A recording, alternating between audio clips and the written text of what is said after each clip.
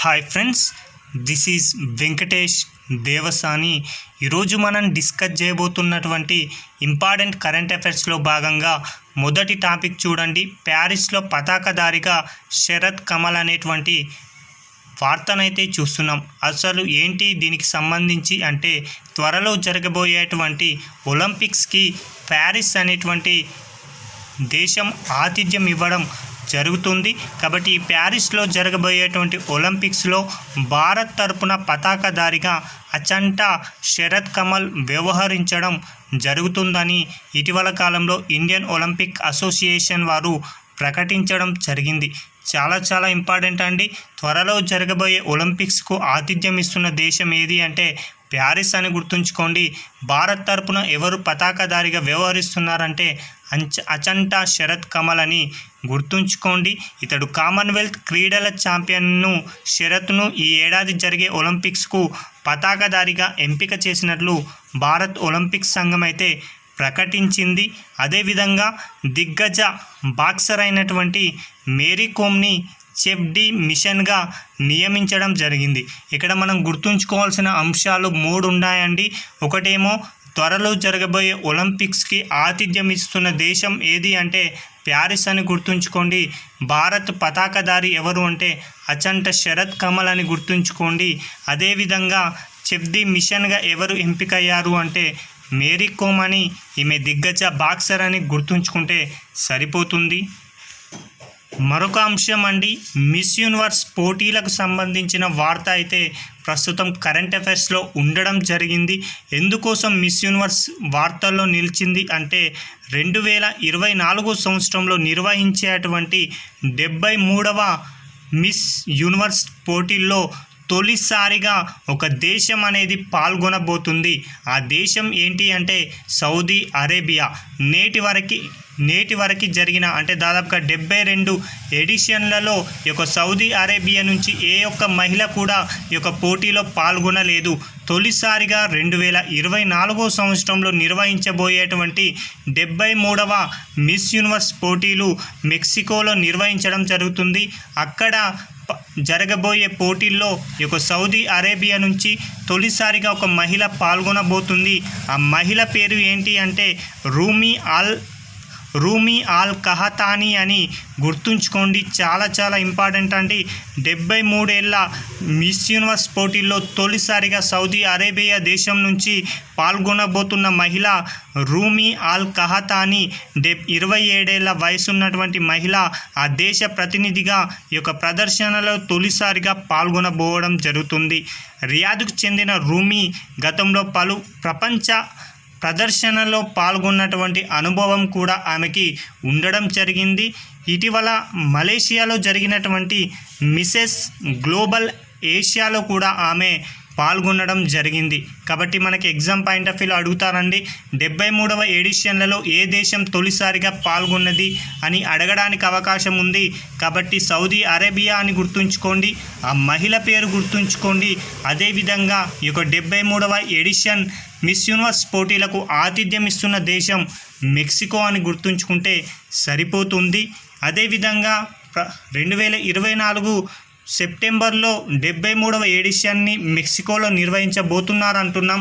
అదే 72వ ఎడిషన్ని ఎక్కడ నిర్వహించారని ఎగ్జామ్లో అడగవచ్చు. ఎందుకంటే 2023 నవంబర్లో ఈ యొక్క మిస్ యూనివర్స్ పోటీలనైతే నిర్వహించడం జరిగింది.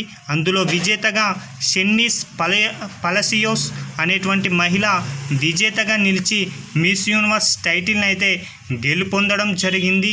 ఈ యొక్క 72వ మిస్ యూనివర్స్ పోటీల్లో భారత్ నుంచి పాల్గొన్నటువంటి మహిళ ఎవరు అంటే శ్వేతా శారదా అని గుర్తుంచుకుంటే సరిపోతుందండి. అదేవిధంగా ఇటీవల కాలంలో 2024 మార్చిలో 71వ మిస్ వరల్డ్ పోటీలని నిర్వహించడం జరిగింది. ఈ యొక్క మిస్ వరల్డ్ పోటీలకి ఆతిథ్యం ఇచ్చిన దేశం వచ్చేసి భారత్ అండి. ప్రత్యేకంగా భారత్లో ఎక్కడ అంటే ముంబై అని గుర్తుంచుకుంటే సరిపోతుంది. ఇలా భారత్ మిస్ వరల్డ్ పోటీలకి ఆతిథ్యం ఇవ్వడం ఇది 2వసారి అని గుర్తుంచుకోండి. మొదటిసారిగా 1996 సంవత్సరంలో బెంగళూరు అనేటువంటి నగరం ఆతిథ్యం ఇవ్వగా ప్రస్తుతం 2024లో ముంబై ఆతిథ్యం ఇవ్వడం జరిగింది. ఇక్కడ మనం గుర్తుంచుకోవాల్సిన అంశాలు ఏంటి అంటే మిస్ యూనివర్స్ పోటీలు జరగబోతున్నాయి 2024లో. అది ఎన్నవ ఎడిషన్ అంటే 73వ ఎడిషన్. సౌదీ అరేబియా నుంచి పాల్గొనబోతున్నటువంటి రూమీ అల్ కహతాని పేరును గుర్తుంచుకోండి. ఆతిథ్యం వచ్చేసి మెక్సికో దేశం అని గుర్తుంచుకోండి. 72వ ఎడిషన్ అనేది విజేత ఎవరు అంటే షెన్నిస్ ఫలసియోస్ అని గుర్తుంచుకోండి. భారత్ నుంచి శ్వేతా శారద పాల్గొనడం జరిగింది. అదేవిధంగా ఇటీవల కాలంలో మిస్ వరల్డ్ పోటీలు ఇండియాలో జరిగాయి. అది ఎక్కడ జరిగాయి అంటే ముంబై అని గుర్తుంచుకోండి. ఆ యొక్క విజేత ఎవరు అంటే క్రిస్టినా ఫిజ్కోవా అని గుర్తుంచుకోండి. చాలా చాలా ఇంపార్టెంట్ అండి. 2024లో నిర్వహించిన 71వ మిస్ వరల్డ్ విజేత ఎవరు అంటే క్రిస్టినా ఫిజ్కోవా, చెక్ రిపబ్లిక్ దేశానికి సంబంధించినటువంటి మహిళ. ఈ యొక్క మిస్ వరల్డ్ పోటీలో భారత్ నుంచి పాల్గొన్నటువంటి మహిళ సినీ శెట్టి అండి. ఇందులో నుంచి తప్పనిసరిగా మార్కు రావడానికి అవకాశం ఉంది కాబట్టి తప్పనిసరిగా గుర్తుంచుకోండి. మరొకటండి, ఐఐటి మండి కూడా వార్తల్లో నిలవడం జరిగింది. ఎందుకోసం ఐఐటి మండి ప్రస్తుతం వార్తల్లో నిలిచిందంటే నేడు సైబర్ క్రైమ్ నేరాలు అనేవి ఎక్కువ జరుగుతున్నాయి. ముఖ్యంగా ఓటీపీ మోసాలు, పాస్వర్డ్ బ్యాంకింగ్ ఇలాంటి హ్యాకింగ్ లాంటి మోసాలు అనేవి చాలా వరకు జరుగుతున్నాయి. అందుకోసం ఓటీపీ మోసాలు మరియు పాస్వర్డ్ హ్యాకింగ్ కట్టడికి హిమాచల్ ప్రదేశ్లో ఉన్నటువంటి ఐఐటి మండి శాస్త్రవేత్తలు ఒక విప్లవాత్మకమైనటువంటి వ్యవస్థనైతే అభివృద్ధి చేశారు. చాలా చాలా ఇంపార్టెంట్ అండి. ఇలాంటి ఎగ్జామ్ పాయింట్ ఆఫ్ వ్యూలో అడుగుతారు. ఓటీపీ మోసాలు మరియు పాస్వర్డ్ హ్యాకింగ్ కట్టడికి ఏ ఐఐటి వారు ఒక విప్లవాత్మక వ్యవస్థను అభివృద్ధి చేశారని అడగడానికి అవకాశం ఉంది కాబట్టి ఐఐటి మండి అని గుర్తుంచుకోండి. ఈ ఐఐటి మండి ఎక్కడ ఉంది అంటే హిమాచల్ ప్రదేశ్ రాష్ట్రం అని గుర్తుంచుకుంటే సరిపోతుంది. అయితే వారు అభివృద్ధి చేసిన విప్లవాత్మక వ్యవస్థ ఏ విధంగా పనిచేస్తుందంటే ఇది ఆయా వినియోగదారుల బయోమెట్రిక్ వ్యవహార శైలి పోకడాల ఆధారంగా వారిని ధృవీకరించుకోవడం జరుగుతుంది. అలా రూపొందించిన ఈ వ్యవస్థకి ఆర్డఫ్ ఐడి అని పేరు పెట్టారండి. చాలా చాలా ఇంపార్టెంట్ అండి. ఎగ్జామ్ పాయింట్ ఆఫ్ వ్యూలో ఈ విధంగా ప్రశ్న అడగడానికి అవకాశం ఉంది. ఓటీపీ మోసాలు, పాస్వర్డ్ హ్యాకింగ్ కట్టడికి ఐఐటి మండి వారు ఒక విప్లవాత్మక వ్యవస్థని అభివృద్ధి చేశారు.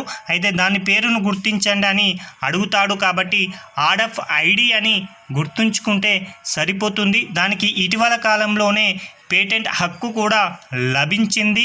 ఆర్డఫ్ ఐడి వినియోగదారుడి యొక్క వ్యవహార శైలి, శరీర సంబంధ బయోమెట్రిక్స్పై ఆధారపడి పనిచేస్తుందని గుర్తుంచుకుంటే సరిపోతుంది.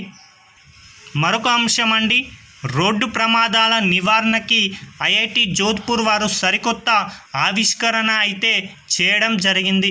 ప్రస్తుతం దేశంలో అయినా ప్రపంచంలో అయినా నిత్యం ఎక్కడో ఒక కాడ భారీ ఎత్తున రోడ్డు ప్రమాదాలు అనేవి జరుగుతూనే జరుగుతున్నాయి. దాని వలన వేల కొద్దీ లక్షల కొద్దీ మంది మరణిస్తూనే ఉండడం జరిగింది. అలాంటి ప్రమాదాలను నివారించేందుకోసమై ఐఐటి జోధ్పూర్ వారు ఒక సరికొత్త ఆవిష్కరణనైతే చేయడం జరిగింది. Internet of vehicles IOV network ఆధారంగా వాహనాల మధ్య సమాచారాన్ని పంచుకునే సరికొత్త టెక్నాలజీని ఈ యొక్క ఐఐటి జోధ్పూర్ పరిశోధకులైతే ఆవిష్కరించారు. Novel MAC based authentication scheme, దీన్ని నోమాస్ అనేటువంటి సాంకేతికను అభివృద్ధి చేసి వాహనాల్లో దీనిని ఇన్స్టాల్ చేయడం జరుగుతుంది. దీని ద్వారా రోడ్డుపై ప్రయాణిస్తున్న వాహనాల మధ్య రియల్ టైంలో సమాచార బదిలీ జరిగి తద్వారా రోడ్డు ప్రమాదాల నివారణ సాధ్యమవుతుందని ఈ యొక్క ఐఐటి జోధ్పూర్ సంచాలకులు తెలియజేయడం జరిగింది. మరొక అంశం, ఐమెక్ ప్రాజెక్ట్ అనేది కూడా ఇటీవల కాలంలో వార్తల్లో నిలవడం జరిగింది. ఎందుకోసం వార్తల్లో నిలిచింది? ఐమెక్ ప్రాజెక్ట్ అంటే మాత్రం ఇటీవల కాలంలో భారత కేంద్ర ఆర్థిక మంత్రి అయినటువంటి నిర్మలా సీతారామన్ గారు పార్లమెంట్లో మధ్యంతర బడ్జెట్ను ప్రవేశపెడుతూ ఆమె ఐమెక్ ప్రాజెక్టు గురించి ప్రస్తావించడం జరిగింది. రాబోయే 100 సంవత్సరాలలో ఈ ప్రాజెక్ట్ అనేది ప్రపంచ వాణిజ్యానికి ఆధారం కానుందని, భారత్తో పాటు యావత్ ప్రపంచానికే ఇది గేమ్ చేంజర్గా మారుతుందని పేర్కొనడం జరిగింది. కాబట్టి చాలా ఇంపార్టెంట్ అండి. భారత గడ్డపై ఈ ప్రాజెక్టును ప్రారంభిస్తున్నట్టు చరిత్రలో ఒక మైలురాయిగా ఈ ప్రాజెక్టు గుర్తుండిపోతుందని నిర్మలా సీతారామన్ గారు తన యొక్క ప్రసంగంలో అయితే తెలియజేయడం జరిగింది.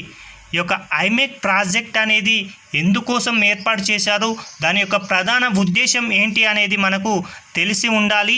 మిడిల్ ఈస్ట్ ద్వారా భారతదేశాన్ని యూరప్తో అనుసంధించే ఒక మెగా ప్రాజెక్ట్ అండి. చాలా ఇంపార్టెంట్ అండి.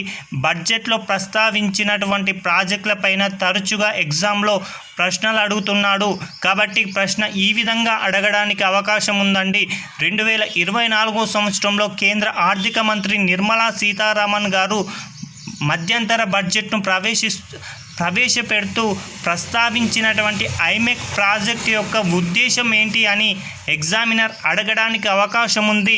కాబట్టి దాని యొక్క ఉద్దేశం ఏంటి అంటే మిడిల్ ఈస్ట్ ద్వారా భారతదేశాన్ని యూరప్తో అనుసంధించే ఒక మెగా ప్రాజెక్ట్ అని గుర్తుంచుకోండి.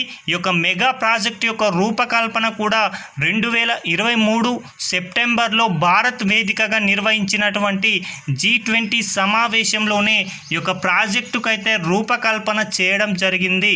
చాలా ఇంపార్టెంట్ అండి.